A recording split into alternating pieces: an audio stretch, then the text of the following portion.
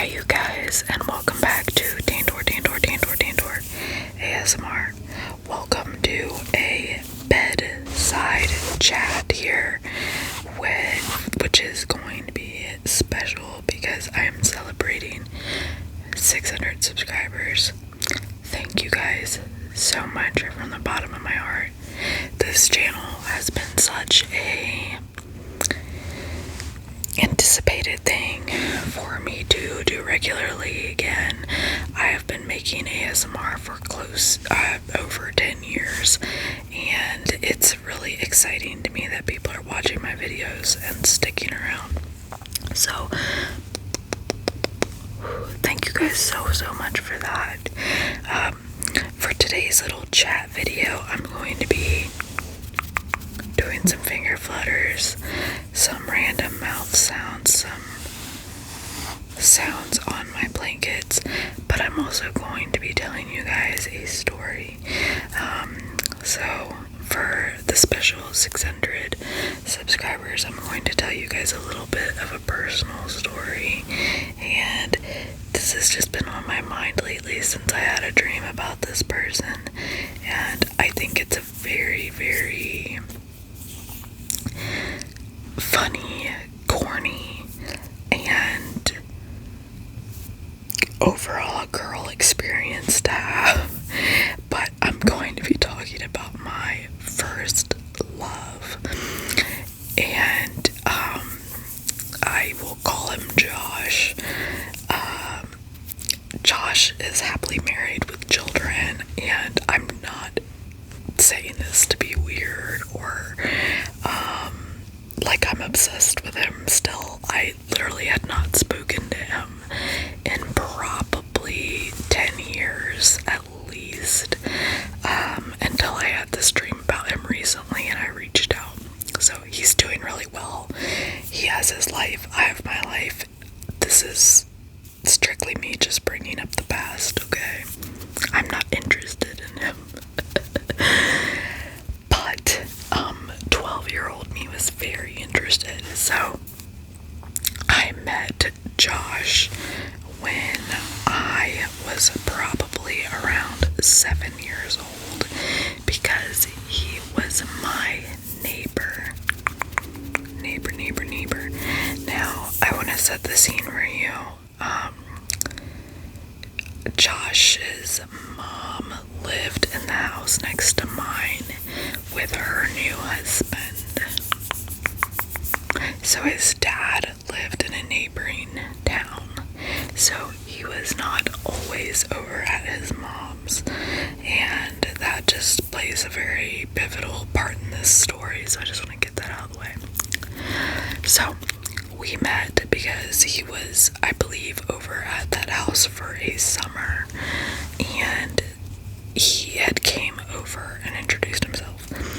So it was him and his cousin, who was a girl, who ended up being one of my childhood best friends.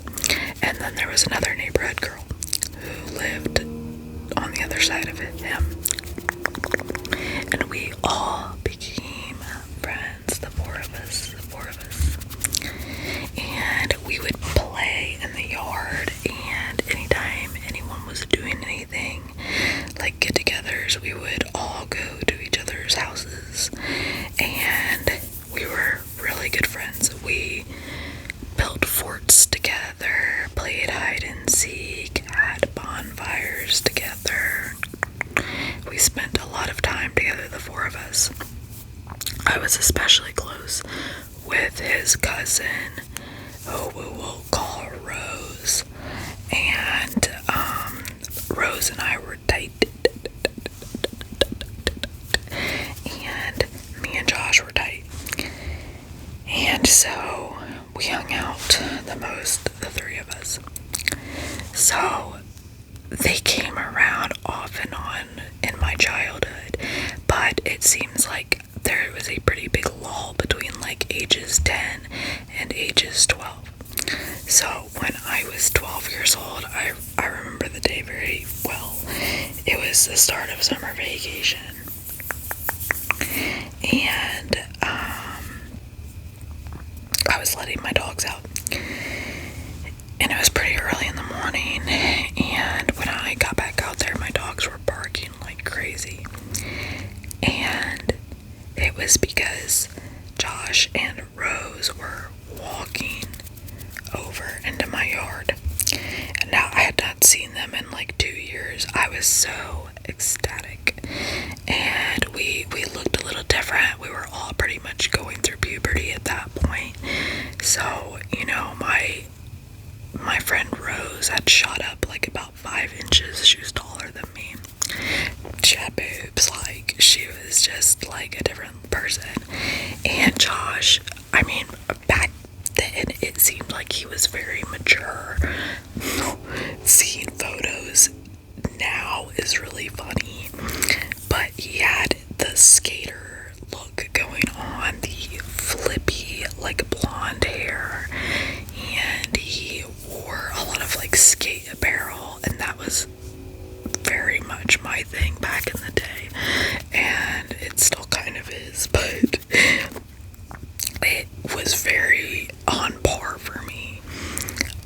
I've always kind of liked the like emo boy look, and so yeah, he was checking my boxes. So anyway, we spent the whole summer together. More bonfires, getting into more like shenanigans. I'll never forget, he threw a bottle of like cologne into the fire and it exploded. He came over once with a tattoo that was done really poorly when wasn't when we were 12, but like a little older. He just was always into some shit. He was a big troublemaker. So, anyway, we're 12, we're hanging out a lot. So, slowly, Rose stops being able to come over there as much, and he starts coming over by himself. And that is, I think, when I really started to develop a crush on him. He ended up being my first kiss, and that was after a night of us watching Disney movies together. So I was 12 when I had my first kiss, and he was probably 13. I think he's only 6 months older than me. Yeah. And so yeah, a first kiss, I feel like everybody's experience is a little different, but you know, me being the little lover girl that I am, I thought that meant we were just destined to date. And it was very naive of me, but I didn't have anything else to compare it to. So anyway, we would text a lot, and I remember him being such a dry texter, which, you know, should have been indicative of him not really liking me, but I digress. I would literally be like, what up? And he'd be like, NMU, not much. And I'd be like, same, or NM, try to be like really nonchalant. And he'd be like, cool, okay, bye. Like back then you would tell people goodbye in your text, like bye, talk to you later. So the relationship was slowly budding in my eyes, but we continued to hang out, and then he moved in fully with his mom. So this is my 8th grade year and his freshman year of high school. All this stuff is so dramatic, you guys. It's lame, but it was very dramatic feeling. So when he went to my school, I thought that was going to be really great, but I highly underestimated how jealous I was. And I had heard that he had started talking to a girl in my grade, and it made me hate her for pretty much all of high school. So silly. And I had heard that they were up to some nefarious things at football games that I definitely was not happy to hear about. And about it where I confronted him and he said some not so nice things back, and I vowed to never speak to him again. Also, before I found out about him and the other girl, we had been at a football game and my best friends were there with me and him, and I had been picked up by my mom, and my friend asked why we didn't date, and he said that he didn't want to take himself off the market and that he only wanted to hook up, and that pissed my friends off, and they called me later and told me about it and were, saying how I should drop him, definitely should have, but I did not. Him and I were always in a very weird relationship where it was like friends, more than friends, friends, more than friends. It should be noted too, he also was dating girls at his other school, like with his father, and I did not know about a lot of that until social media became a thing, and then I was able to see that he had been in relationships and there was a lot of overlap. He kind of wasn't shit. Love him to death as a person, but he's not somebody I would ever want to be with, like locked in romantically, or at least back then. Maybe, I'm sure he's changed, but so let's see, we stopped being friends after the whole incident with the other girl, and then we didn't talk maybe for a month or two. He had came to my house during our winter break, and we had a really nice moment where we were sitting in the driveway waiting for this little parade that happens where I grew up at, and the parade had already went by and we were still out there talking, freezing our asses off, but I do remember it being a really like nice, sweet moment, and we talked a lot, and he started asking me questions about who I had been with. At the time I had been with no one. I had only kissed him. That was it. And so I was like, why do you want to know? I was playing coy, and I was kind of acting like I had more lore to my story than I really did. And he said that he loved me and that he wanted to know because of that. I thought that was the sweetest thing ever at the time. I was like, oh my god, he loves me. He would probably really just being nosy as hell. Or now that I look at it, maybe trying to like lead into something. And so he said, I love you, and I just swooned over it, and I did not say I loved him back, and he started being short with me. Can you imagine like having a relationship like this? Oh my god, thank god this happened when I was young. And then I realized it was probably because I didn't say it back, so I said it back, and he replied with a smiley face. Serious stuff. And so we were on great terms again. I will say at this point, I don't believe he had a girlfriend, and I do believe that maybe it was kind of going somewhere, but not really. I don't know.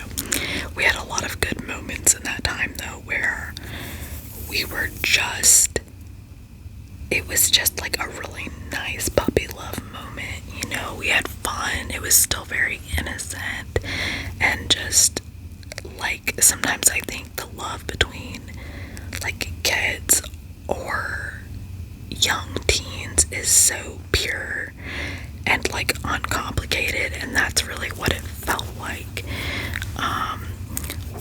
go over to his house, and he had a garage with a pool table in it. And my best friend and I would go over there, and we would listen to music, and we would shoot pool, and we would just laugh. You know, we weren't drinking, we weren't doing anything. It was always just like good old-fashioned fun, if that makes sense. And I remember that night, him hugging me goodbye and him texting me, "I love you," with the little less than sign and the 3 for the heart. This is before emojis, you guys. And I had that saved in my phone forever, you guys, forever. So we had a good little moment there for a couple months. So fast forward, he was with his main girlfriend from high school a lot, and you know, there would be months they'd be together and months we like wouldn't talk, and then he'd come over, and you know, whether or not they were broken up or not, honestly, is as good of a question for anyone. I don't know. I know there was some overlap for sure, but they didn't end up working out anyway. That's not who he's married to, so whatever. We were young and stupid, and so he would come over quite a bit, and we would have bonfires still in our yard. And you know, that's when he started drinking and getting into some other things. We have a lot of really silly things that have happened between us that I don't want to share online, but we just always shared a very unique relationship. And you know, he started dating his now wife, and I was friends with her for a good bit, and friends with both of them, and they really, you know, made a beautiful life with each other. And we just had such a neat friendship and a bond that I never really felt like I had with anyone else. We never dated, you know, we didn't get much past just me being infatuated with him, which I truly was. I really was a bit delusional. I do think he reciprocated feelings, but it wasn't as serious for him, I'm sure. Which was a theme, that ongoing theme in my relationships. So, you know, I think for both of us, it just kind of ended up being a little childhood fling. But I did have my first boyfriend after after I finished talking to him, whatever. And a lot of people consider their first boyfriend their first love, and I wouldn't really consider mine. I would consider Josh my first love, because it was the first time I really felt unconditionally loved, I feel like, at least at some capacity, whereas my relationship with my first boyfriend is not a very positive one. And though I will say I loved him, and it was more mature, it was just different. So I do not consider him my first love. I consider Josh my first love. And yeah, that is the story. There's lots more little details in there that I just don't want to really share. Whether they're just personal, and they're just, I don't know, you need a lot of context to understand them. So this 20-minute video could literally be an hour video, and I just don't want to do that. But I want to thank you guys for my 600 subscribers. I love you guys so freaking much, dude. And yeah, I hope you guys have a beautiful day, night, week, whatever life. Even more better if you have a great life. And I will see you guys in the next video.